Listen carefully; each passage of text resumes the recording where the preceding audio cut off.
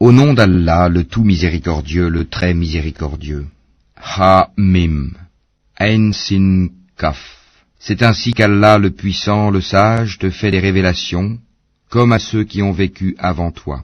À lui appartient ce qui est dans les cieux et ce qui est sur la terre, et il est le sublime, le très grand. Peu s'en faut que les cieux ne se fendent depuis leur fête, quand les anges glorifient leur Seigneur, célèbrent ses louanges, et implorent le pardon pour ceux qui sont sur la terre. Allah est certes le pardonneur, le très miséricordieux.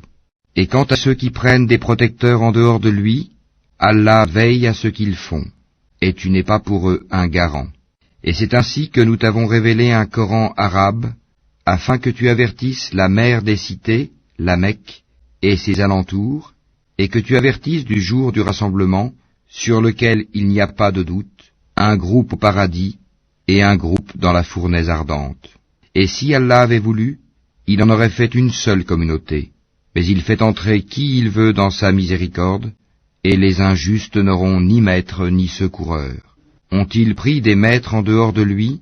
C'est Allah qui est le seul maître, et c'est lui qui redonne la vie aux morts, et c'est lui qui est omnipotent. Sur toutes vos divergences, le jugement appartient à Allah. Tel est Allah, mon Seigneur, en lui je place ma confiance, et c'est à lui que je retourne repentant. Créateur des cieux et de la terre, il vous a donné des épouses, issues de vous-même, et des bestiaux par couple, par ce moyen il vous multiplie. Il n'y a rien qui lui ressemble, et c'est lui l'audient, le clairvoyant. Il possède les clés des trésors des cieux et de la terre, il attribue ses dons avec largesse, ou les restreint à qui il veut, certes, il est omniscient. Il vous a légiféré en matière de religion ce qu'il avait enjoint à Noé, ce que nous t'avons révélé, ainsi que ce que nous avons enjoint à Abraham, à Moïse et à Jésus. Établissez la religion, et n'en faites pas un sujet de division. Ce à quoi tu appelles les associateurs leur paraît énorme. Allah élit et rapproche de lui qui il veut, et guide vers lui celui qui se repent. Ils ne se sont divisés qu'après avoir reçu la science, et ceci par rivalité entre eux. Et si ce n'était une parole préalable de ton Seigneur pour un terme fixé, on aurait certainement tranché entre eux. Ceux à qui le livre a été donné en héritage après eux sont vraiment à son sujet, dans un doute troublant. Appelle donc les gens à cela, reste droit comme il t'a été commandé, ne suis pas leur passion, et dis, je crois en tout ce qu'Allah a fait descendre comme livre, et il m'a été commandé d'être équitable entre vous. Allah est notre Seigneur et votre Seigneur, à nous nos œuvres et à vous vos œuvres. Aucun argument ne peut trancher entre nous et vous. Allah nous regroupera tous, et vers lui est la destination. Et ceux qui discutent au sujet d'Allah après qu'il a été répondu à son appel, leur argumentation est auprès d'Allah sans valeur. Une colère tombera sur eux, et ils auront un dur châtiment. C'est Allah qui a fait descendre le livre en toute vérité, ainsi que la balance, et qu'en sais-tu? Peut-être que l'heure est proche. Ceux qui n'y croient pas cherchent à la hâter, tandis que ceux qui y croient en sont craintifs, et savent quelle est la pure vérité. Et ceux qui discutent à propos de l'heure sont dans un égarement lointain. Allah est doux envers ses serviteurs, il attribue ses biens à qui il veut, et c'est lui le fort, le puissant. Quiconque désire labourer le champ de la vie future, nous augmenterons pour lui son labour. Quiconque désire labourer le champ de la présente vie, nous lui en accorderons de ses jouissances, mais il n'aura pas de part dans l'au-delà. Ou bien aurait-il des associés à Allah qui auraient établi pour eux des lois religieuses qu'Allah n'a jamais permises? Or, si l'arrêt décisif n'avait pas été prononcé, il aurait été tranché entre eux. Les injustes auront certes un châtiment douloureux. Tu verras les injustes épouvantés par ce qu'ils ont fait, et le châtiment s'abattra sur eux inéluctablement. Et ceux qui croient et accomplissent les bonnes œuvres seront dans les sites fleuris des jardins, ayant ce qu'ils voudront auprès de leur Seigneur. Telle est la grande grâce. Telle est la bonne nouvelle qu'Allah annonce à ceux de ses serviteurs qui croient et accomplissent les bonnes œuvres. Dis, je ne vous en demande aucun salaire si ce n'est l'affection eu égard à nos liens de parenté, et quiconque accomplit une bonne action, nous répondrons par une récompense plus belle encore. Allah est certes pardonneur et reconnaissant. Ou bien ils disent, il a inventé un mensonge contre Allah. Or si Allah voulait, il scellerait ton cœur. Par ces paroles cependant, Allah efface le faux et confirme le vrai. Il connaît parfaitement le contenu des poitrines. Et c'est lui qui agrée de ses serviteurs le repentir, pardonne les méfaits, et sait ce que vous faites, et exauce les vœux de ceux qui croient et accomplissent les bonnes œuvres, et leur accroît sa faveur, tandis que les mécréants ont un dur châtiment. Si Allah attribuait ses dons avec largesse à tous ses serviteurs, il commettrait des abus sur la terre. Mais il fait descendre avec mesure ce qu'il veut, il connaît parfaitement ses serviteurs, et en est clairvoyant. Et c'est lui qui fait descendre la pluie après qu'on en a désespéré, et répand sa miséricorde, et c'est lui le maître, le digne de louange.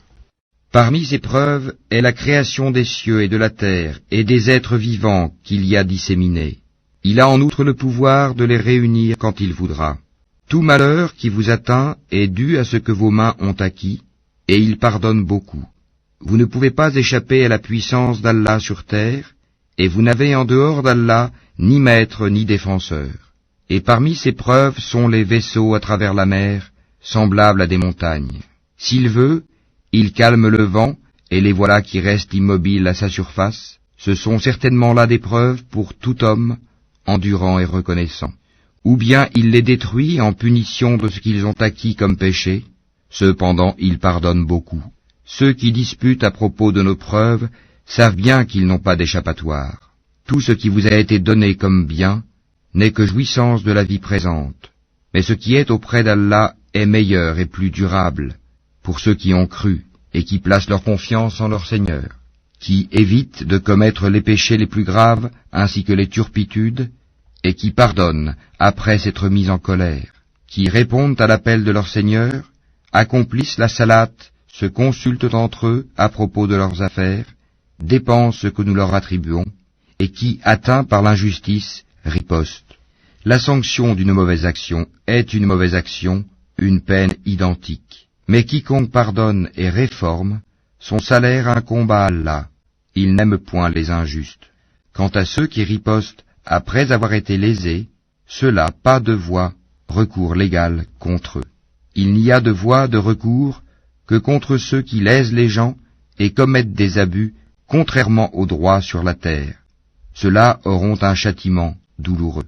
Et celui qui endure et pardonne, cela en vérité fait partie des bonnes dispositions et de la résolution dans les affaires. Et quiconque Allah égare n'a aucun protecteur après lui. Cependant, tu verras les injustes dire, en voyant le châtiment, y a-t-il un moyen de retourner sur terre? Et tu les verras exposés devant l'enfer, confondus dans l'avilissement, et regardant d'un œil furtif, tandis que ceux qui ont cru diront, les perdants sont certes ceux qui au jour de la résurrection font leur propre perte et celle de leur famille. Les injustes subiront certes un châtiment permanent. Ils n'auront pas de protecteur en dehors d'Allah pour les secourir, et quiconque Allah égare n'a plus aucune voie. Répondez à l'appel de votre Seigneur, avant que ne vienne un jour dont Allah ne reportera jamais le terme. Ce jour-là, nul refuge pour vous, et vous ne pourrez point nier vos péchés. S'ils se détournent, nous ne t'avons pas envoyé pour assurer leur sauvegarde, tu n'es chargé que de transmettre le message, et lorsque nous faisons goûter à l'homme une miséricorde venant de nous, il en exulte. Mais si un malheur les atteint pour ce que leurs mains ont perpétré, l'homme est alors très ingrat. À Allah appartient la royauté des cieux et de la terre, il crée ce qu'il veut, il fait don de filles à qui il veut, et don de garçons à qui il veut, ou bien il donne à la fois garçons et filles, et il rend stérile qui il veut, il est certes omniscient et omnipotent. Il n'a pas été donné à un mortel qu'Allah lui parle autrement que par révélation, ou de derrière un voile, ou qu'il lui envoie un messager, ange, qui révèle par sa permission ce qu'Allah veut. Il est sublime et sage. Et c'est ainsi que nous t'avons révélé un esprit, le Coran, provenant de notre ordre. Tu n'avais aucune connaissance du livre ni de la foi, mais nous en avons fait une lumière par laquelle nous guidons qui nous voulons parmi nos serviteurs, et en vérité, tu guides vers un chemin droit.